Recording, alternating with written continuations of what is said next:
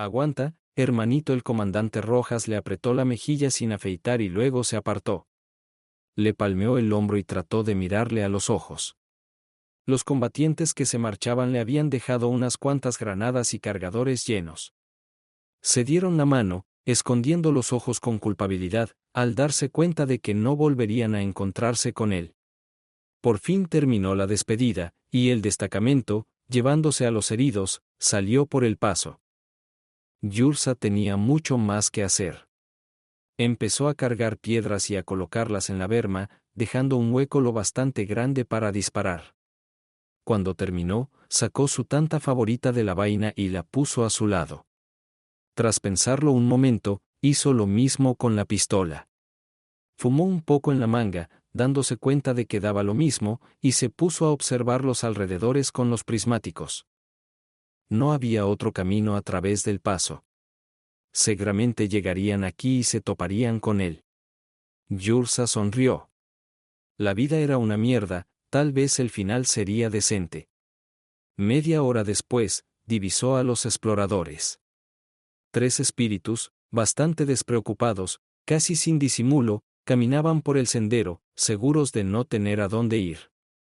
Yursa apretó suavemente el gatillo, como le habían enseñado, y una ráfaga de ametralladora cortó el silencio. 2 de los espíritus cayeron como si hubieran chocado contra una barrera invisible. El tercero se precipitó hacia atrás, gritando algo guturalmente. El enemigo se tumbó y devolvió el fuego. Las balas chirriaban por encima y golpeaban las rocas, regándolo de astillas de granito. Yursa disparó una sola vez, ahorrando munición.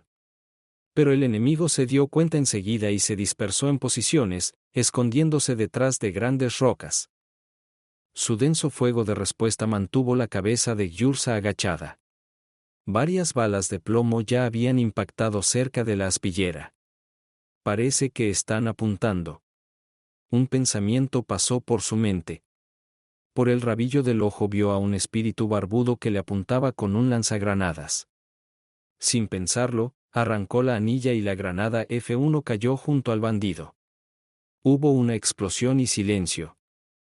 Yursa se dio cuenta de que no duraría mucho. Ahora los bandidos se recuperarían y se reagruparían. Todo volvería a empezar. Me pregunto si los nuestros habrán conseguido llegar al helicóptero.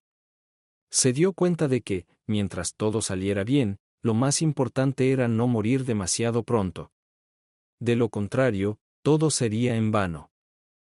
Oscurecía poco a poco. Aquí en las montañas oscurece antes que en la llanura. Yursa ya no podía distinguir a sus enemigos. Parecía que intentaban cogerle en un círculo, dudando si realizar un último ataque. Finalmente, lo hicieron. Se levantaron y, con cortas carreras, empezaron a acercarse a la trinchera, estrechando poco a poco el cerco. Ya estaban a menos de 100 metros. Yursa empezó a disparar ráfagas cortas, intentando inmovilizar al enemigo contra las rocas. Durante un rato lo consiguió. Finalmente agotó la última granada. Recibió un impacto en la cabeza y le corrió sangre caliente por la cara. Se la limpió con la palma de la mano y se tumbó boca arriba. Colocó el último cargador. El cielo estrellado le devolvía la mirada con indiferencia, un patrón desordenado de constelaciones. Por alguna razón, se le llenaron los ojos de lágrimas. Los hombres no lloran. Menos mal que nadie podía verle. Yursa volvió a ponerse boca abajo y fijó su fusil Kalashnikov en la mira. Cada vez que apretaba el gatillo, veía que cada vez había menos enemigos. Debido a la pérdida de sangre, empezó a sentirse mareado y agotado. Pero no se dejó relajar. Cuando se le acabó la munición, empuñó un cuchillo en la mano izquierda y una pistola en la derecha, y se lanzó a un último ataque. El helicóptero sobrevoló la frontera, los combatientes se sentaron con la espalda apoyada en la chapa vibratoria, sin saber si Yursa, que cubría su retirada, seguía vivo. Pero a decenas de kilómetros, en las montañas lejanas, aún se oían disparos. En cuanto entré en la recepción, capté la mirada asustada de la recepcionista. Saltó de detrás de su escritorio y bloqueó la entrada a la oficina con sus pechos. Clarice me pidió que no dejara entrar a nadie. Está muy ocupada. Casi extendió los brazos, intentando bloquearme el paso. Moví la carpeta con la mano izquierda y, con la derecha, aparté con cuidado su cuidado cuerpo hacia un lado. Está bien, Angélica. Esto no tiene nada que ver conmigo. Empujé el picaporte y abrí la puerta. Mi mujer saltó rápidamente del sofá contra la pared, intentando abrocharse la blusa. Mi mujer saltó rápidamente del sofá contra la pared, intentando abrocharse la blusa. Así que fue una gran foto. Javier. ¿Qué haces aquí? Te lo dije, tomó una gran bocanada de aire. No entra nadie. Continué por ella. Pensé que eso no se aplicaba a mí. El hombre que se ajustaba la chaqueta se dirigió a la puerta. Clarice. Hablaremos más tarde. Sonrió victorioso. Espero tu llamada. El playboy pasó de mí como de un personaje sin importancia y se marchó. Mi mujer se hundió en una silla. ¿Por qué irrumpes en mi despacho sin llamar? Clarice intentó dominar la situación. Estás socavando mi autoridad como líder. Y liarse con el hombre de otro hombre en horas de trabajo no menoscaba tu autoridad. Yo seguía de pie frente a Clarice, intentando comprender lo que había ocurrido. Por cierto, te he traído el informe trimestral. ¿Era tan necesario irrumpir en mi despacho? Clarice ya hablaba con su habitual tono de mando. Por cierto, tengo algunas preguntas para usted. En los últimos 6 meses, tus números se han reducido casi a la mitad. No puedo soportarlo más. Deberían despedirte por este tipo de trabajo. La mejor defensa es el ataque. Se trata de cambiar de tema. Clarice había entrado por fin en razón, tras darse cuenta de que su marido era un bastardo y no la escandalizaría. ¿Cuál es el trato? Despedirme. ¿Tengo que presentar mi dimisión ahora o vas a despedirme? Me estaba enfadando. Te sentirás más libre con los amantes. Se sonrojó. Fuera. La orden de despido será hoy. Y no se moleste, mi chofer le traerá sus cosas. Se levantó, hirviendo de rabia. Hablaremos de nuestras vidas en casa. Me encogí de hombros y salí. Soy un bruto, y se supone que debo estar bajo el pulgar de mi mujer y sonreír cortésmente a su pretendiente. Pasando junto a la confusa recepcionista, salí de la recepción. Mis efectos personales escaseaban en el despacho. Los metí rápidamente en una caja y, poniéndome el abrigo, me dirigí a la salida. ¿A dónde vas?, me preguntó mi jefe en tono desconcertado. A casa. Ya no trabajo aquí. Cortésmente, sonreí y le hice un gesto con la mano para que se fuera. Espera, Javier. Tienes muchos negocios entre manos. Los clientes nos dejarán si renuncias. El jefe murmuró confuso, intentando retenerme. Está bien, te harás cargo. Abrí las puertas y salí al pasillo. Los empleados que me encontré me miraron con pesar. La noticia de mi despido se había extendido rápidamente por la oficina. Planton tenía un nuevo tema de discusión. Entregué mi pase al guardia y salí, saboreando el aire helado de la libertad. ¿Estás loca, Clarice? ¿Despidiendo a tu propio marido? Carmelita incluso saltó en su silla. ¿Qué va a decir tu padre? Oh, Carmelita. No dirá nada. Creo que papá puede ver por sí mismo con quién estoy casada. Un vago es un vago. El otro habría hecho una escena, abofeteado a Iglesias en el cuello. Clarice incluso enrojeció de justa ira. Este está de pie, con los ojos bajos. Murmurando. ¿Qué clase de hombre es ese? Clarice, tienes hijos. ¿Por qué provocas a tu marido? La mujer con la que estoy hablando incluso se olvidó de su café. Es un hombre apuesto. Mira, encontrarás a alguien que esté interesada en él en poco tiempo. Carmelita, por favor. ¿Quién lo necesita? No sé, Clarice, no te lo pierdas. Por cierto, ¿los niños son suyos o no? Carmelita miró a Clarice a la cara. Permaneció en silencio, fingiendo no oír la pregunta. Obviamente, las preguntas incómodas deben ignorarse. Es una tonta, pensó Carmelita. El marido es el oro, siempre en casa con los niños. Prácticamente nunca bebe, adora a su mujer. Y ella, enloquecida, no encuentra un lugar para sí misma. Muy bien, cariño, me voy. Tengo mucho que hacer. Carmelita se levantó y besó a su amiga en la mejilla. Adiós. Sonó el móvil de Clarice. Papá.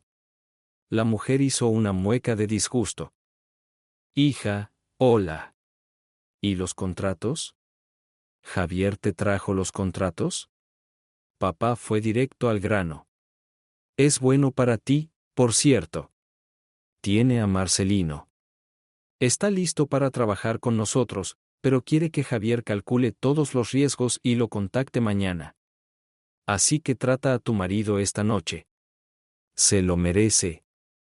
Sí, voy a tener una pequeña fiesta esta noche para celebrar el acuerdo. Os espero a ti y a Javier. Comeremos buena carne y beberemos vino. Te espero. Papá se rió y se desmayó. Oh, mierda. Clarice incluso maldijo. Se dio cuenta de que, después de lo ocurrido en su despacho, su marido no iría a ningún sitio con ella. Su Alteza se había ofendido. Pero está bien, no debería haberle sometido. Llamó a un coche, y dejando el bufete al ayudante, se fue a casa a rectificar la situación. ¿En la fiesta de tu padre? Clarice, ¿estás loca? Llévate a tu Martín, sobre todo porque ya estás abiertamente involucrada con él. Me quedé de espaldas a ella, concentrado en servir bourbon en un vaso. Alain Delon no bebe colonia. Se me pasó por la cabeza. Miré hacia la luz, admirando el intenso color de la bebida, y me tomé mi tiempo para bebérmela, tragando incluso los cubitos de hielo. Para ser sincera, no entendía nada de esta bebida, pero tenía que presumir. Javier, deja de decir tonterías. Martín es solo nuestro compañero. No pasa nada con él ni conmigo. Yo, dudó en encontrar la palabra adecuada, solo te quiero a ti. Extrañamente, sus palabras me parecieron ambiguas. Papá reclemente pidió que estuviéramos aquí.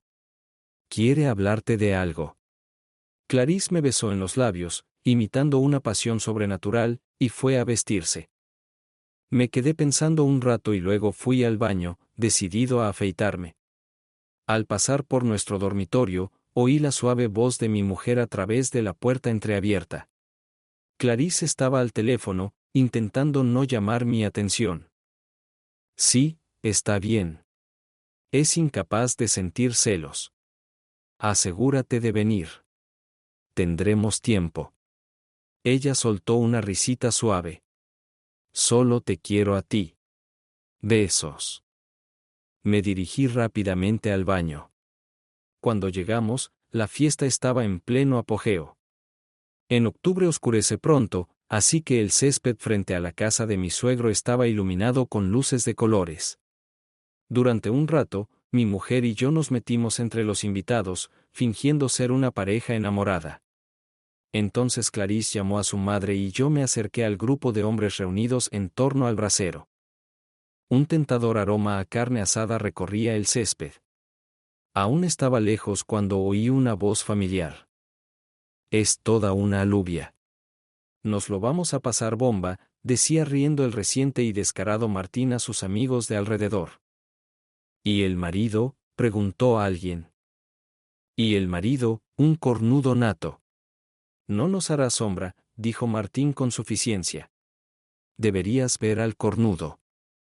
Me coloqué detrás de él y escuché atentamente. Es una buena chica, y como gimotea cuando se corre, siguió despotricando Martín. Sí, es un gilipollas alfa. No ve Clarice con quién se está metiendo, pensé. En ese momento, las risas cesaron y todos se volvieron hacia mí. Oh, mamón, dijo Martín burlonamente, ¿dónde está tu mujer? Su madre me llamó para hablar con ella. Susurré avergonzado. ¿De quién estabas hablando? Se trata de ella, de los míos, refunfuñó Martín. La empresa no le apoyó. Un silencio ominoso flotaba en el aire. Martín se sorprendió incluso de este giro de los acontecimientos. Me miró, pero era demasiado tarde para retirarse, estaba perdiendo la cara. Corre y tráela aquí, dile que la llamo, me dio un golpe en el hombro. Todo sucedió muy deprisa. Se oyó un crujido y Martín, agarrándose torpemente el brazo, cayó de repente sobre el brasero al rojo vivo. Su mejilla derecha tocó el hierro al rojo vivo. Emitió un olor característico a cuero quemado. Permaneció inmóvil un rato, con la mejilla frita, y luego cayó torpemente sobre la hierba mojada por el rocío vespertino. Varios hombres se precipitaron hacia él, intentando ayudarle. En el crepúsculo vespertino, la mejilla roja y brillante era claramente visible. Nadie se dio cuenta de lo ocurrido. Todos empezaron a gritarse. Llama a una ambulancia. Yo grité más fuerte. Sí, pobre Martín. Ha sido golpeado con el karma instantáneo. Un brazo derecho roto y una mejilla tostada, todo en uno. Me pregunto con qué mano estaba sosteniendo el vaso. Mi coche, con el caucho crujiendo sobre las astillas de ladrillo, se detuvo ante la tienda abandonada. Me fui de la fiesta sin esperar al desenlace. Decidí pasar la noche fuera de casa. En su día, había comprado al ayuntamiento por un precio irrisorio la fábrica metalúrgica en quiebra de las afueras de la ciudad, rodeada de un bosquecillo de abedules. Era solo mi compra. Ni mi suegro ni mi mujer tenían ni idea de mi compra. Solo unas pocas personas conocían la fábrica abandonada. Y sobre todo los que la estaban ordenando. O mejor dicho, no toda la fábrica, sino solo la primera planta del taller de montaje. Invertí una cierta cantidad de dinero y transformé este edificio mejor conservado en un lugar bastante cómodo para vivir. Instalé cámaras de seguridad que vigilaban casi todo el perímetro de la fábrica. Las cámaras que había instalado en el dormitorio y el salón de mi casa también estaban conectadas aquí.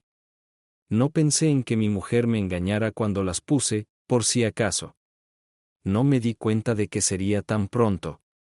Me pregunto cuánto tiempo lleva montándose a ese capullo. ¿6 meses? ¿1 año? ¿Qué más da? Lo más importante es lograrlo a tiempo para complacer a su amada esposa. No sientas pena por ella. Así que hagámonos los tontos por ahora. La vivienda ocupaba toda la primera planta del taller abandonado. Saqué una botella vacía de vodka del viejo frigorífico y me serví un tercio de vaso. Cogí un pepinillo con el tenedor. Eso era lo que necesitaba, no un apestoso whisky irlandés. Me serví otro, encendí el despertador y me tumbé en el sofá. Debería descansar un poco, había tenido un día duro. Llevaba 5 años viviendo en una familia feliz. Ese era el tiempo que había pasado antes del trágico accidente que había cambiado mi destino para peor. Hasta el día en que mi padre murió en un accidente de coche. Mi madre no estuvo de luto mucho tiempo. Resulta que había tenido un amante durante 1 año y medio. Así es como llamaba a su López. Éramos 2 niños. Mi hermana y yo. Éramos gemelos. Un niño y una niña. Mi madre cogió a milagros y se fue con su nuevo marido, al sol, dejándome al cuidado de su madre. Viví miserablemente con mi abuela durante 3 años hasta que murió. La madre pródiga apareció en el funeral, vestida hasta los topes. Rápidamente vendió el piso de mi abuela y me metió en un internado. Yo ya tenía 8 años y sabía perfectamente lo que pasaba. Mi madre vino con mi hermana, que hizo todo lo posible por mantenerse alejada de mí. Fingía ser una especie de princesa. Yo tampoco quería demostrar que era una niña diligente. Al diablo con ella. Lo superaré, pensé. En mi memoria siempre recordaré a la caramelera, vestida de princesa, a la niña llamándome mendiga. Cuánto desprecio me tenía cuando me dio un caramelo y me lo tiró bajo los pies. Me miró como diciendo, cómetelo, mendiga. Después de entregarme al internado, mi madre y mi hermana desaparecieron rápidamente. Me quedé solo, solo en el mundo.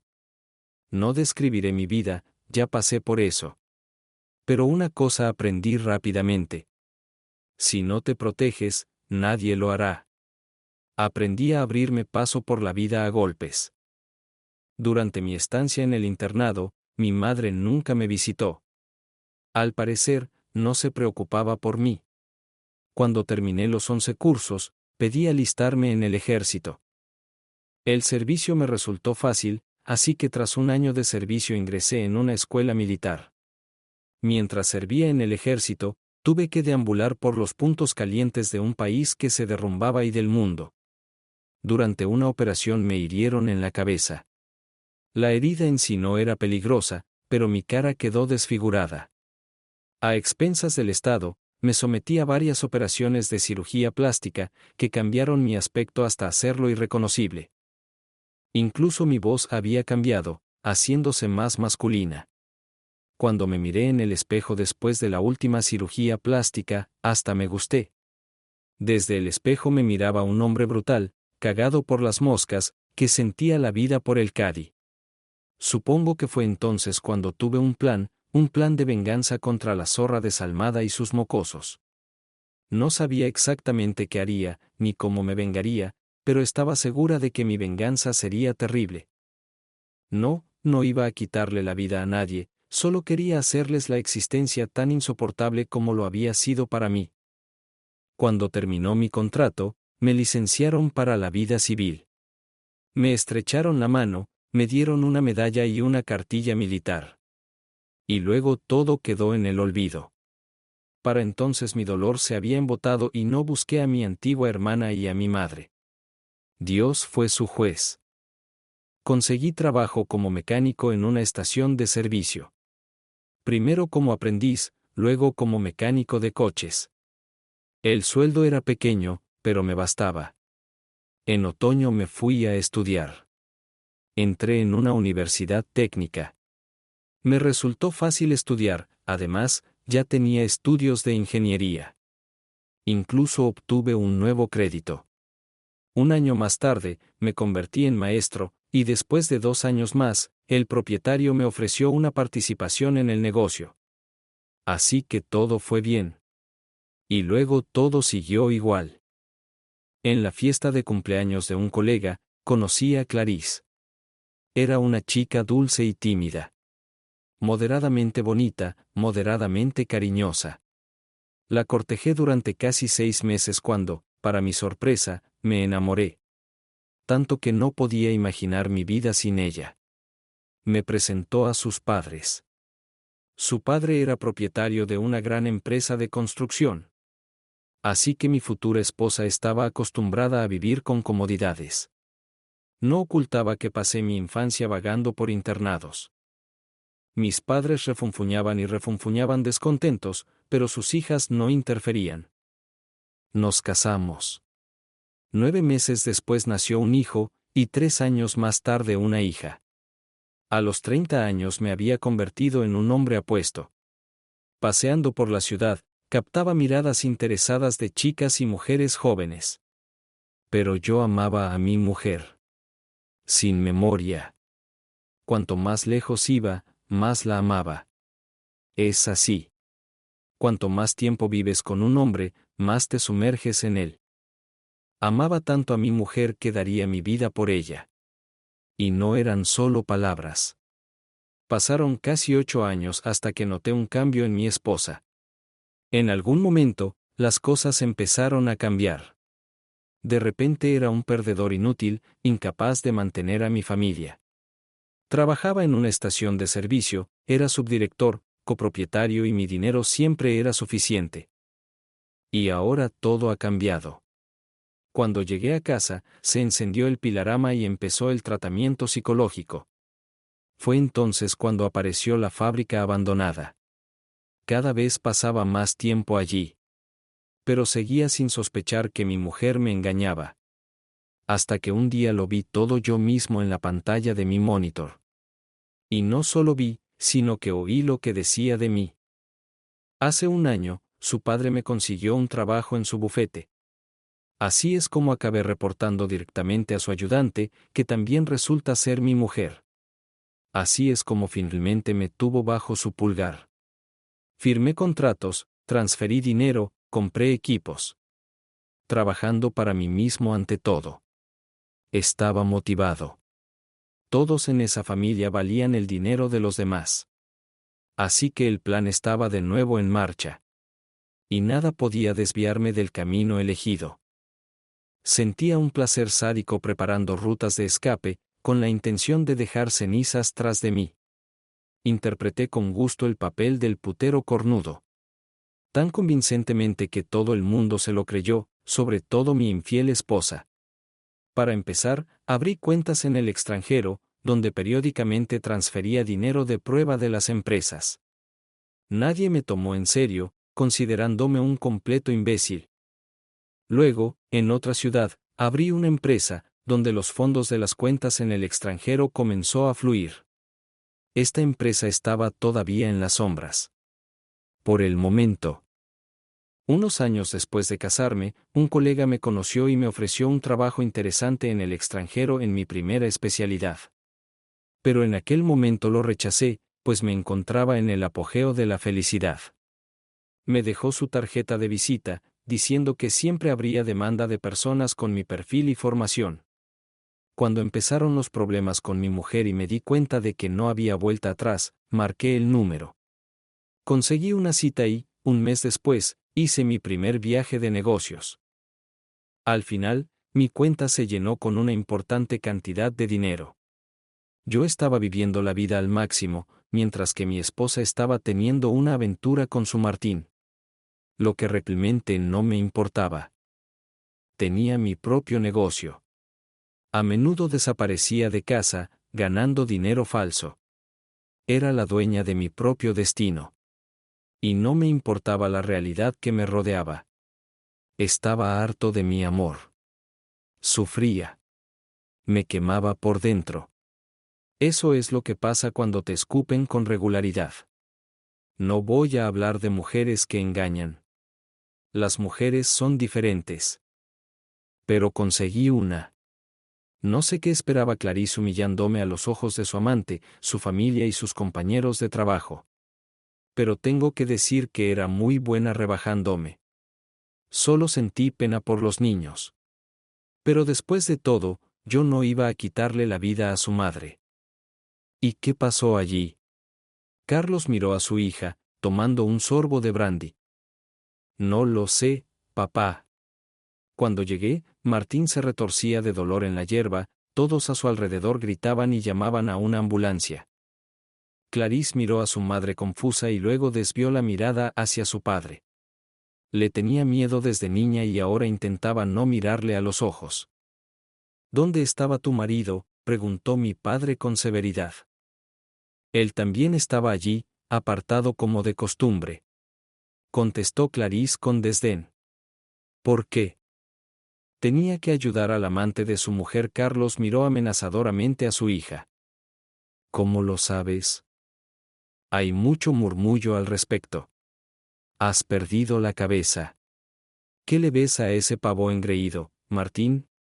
¿Desde cuándo has dejado de estar satisfecha con tu marido?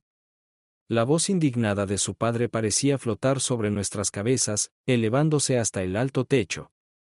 Papá, Javier es incapaz de tener celos, es incapaz de defenderse. Eso es lo que yo te digo. Lo he estudiado a lo largo del tiempo. Clarice se sirvió un poco de brandy, pero no se lo bebió. Lo hice. ¿Dónde está tu marido ahora? ¿Por qué no está contigo? Fui al hospital con Martín. Cuando volví, Javier se había ido.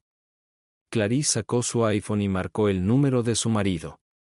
Pero su teléfono estaba apagado. Ya está. Padre sacudió los hombros con enfado. ¿Dónde está ahora? ¿Dónde desaparece de vez en cuando? Continuó Carlos. Hace semanas que se fue. Se está tomando vacaciones a su costa, o mejor dicho, se las tomó. Clarice miró culpable a su padre. ¿Qué quieres decir con que lo cogiste? El hombre levantó la cabeza. Le despedí. ¿Qué has hecho otra vez? Le despedí. Se puso gallito. Clarice no supo qué decir e intentó aferrarse a sus palabras. Su padre miró a su hija perplejo. ¿Qué eres, idiota? Clarice bajó la cabeza. Cuando empezaste a salir con Javier, intenté averiguar algo sobre él. Ya sabes, tengo contactos. Pero nadie pudo averiguar nada.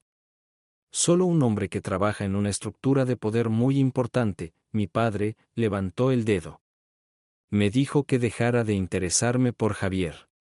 Porque es peligroso. Y me estás diciendo que es un mujeriego. Clarice miró temerosa a su padre. Me han dicho que tu Martín se cayó de bruces en una parrilla caliente después de decir cosas lascivas sobre ti. ¿Crees que es una coincidencia? Papá estaba casi gritando. Pero Javier estaba lejos, intentó justificarse Clarice. Tengo la impresión de que mi hija es una tonta impenetrable. Carlos se levantó, mostrando con toda su mirada que era hora de que Clarice se fuera a casa. Yursa creyó oír el estruendo del motor de un helicóptero.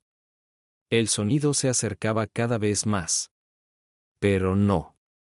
Por encima de su cabeza, cubriendo las estrellas, pasó volando un pájaro voraz y veloz. La máquina hizo un giro y se dirigió de nuevo hacia el campo de batalla. Yursa sabía por qué los pilotos tardaban en disparar. Sacó el tubo metálico de un lanzacohetes de su equipo de combate, y pronto un cohete rojo voló para marcar su posición. El helicóptero hizo otro círculo y de su parte inferior salieron dos flechas azules. Los fragmentos de roca volaban en distintas direcciones.